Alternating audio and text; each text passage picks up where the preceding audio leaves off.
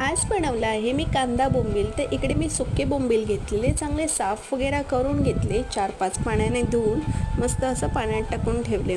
तोपर्यंत मी इथे कढईमध्ये कांदे कापून टाकले. 3-4 कांदे घेतलेले मी चांगले छोटे छोटे आणि छान असे बारीक करून घेतले आणि कढईमध्ये चांगलं फ्राय करून घेतले.